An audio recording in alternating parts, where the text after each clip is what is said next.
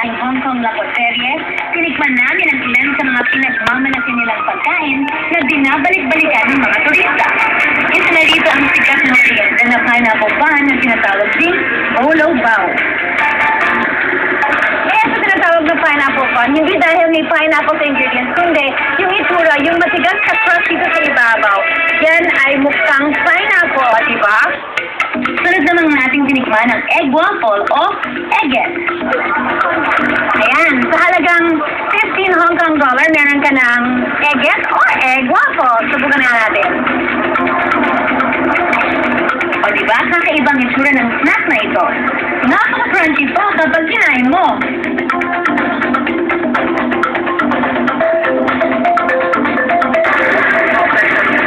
Siyempre, di rin natin pinalampas crispy king oyster mushroom.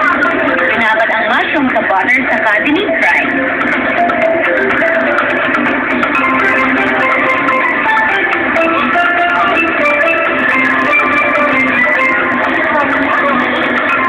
When in Hong Kong, must-try talaga ang dim sum.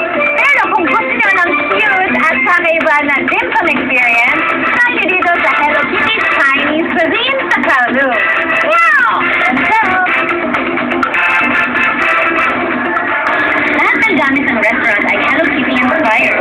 Mula sa mga upuan, mesa, dingding at pader. Pero ang mga pagkain na may touch ng Hello Kitty talaga ang dinarayo dito. Meron ditong shrimp dumpling, Cantonese sponge cake, at dessert. Pati ang kanilang rice, Hello Kitty rin. Pag may special occasion naman, pwede kang umorder ng birthday bun. Hindi lang pala magandang pasyalan ng Hong Kong. Mabubusog ka rin sa sarap ng mga pagkain.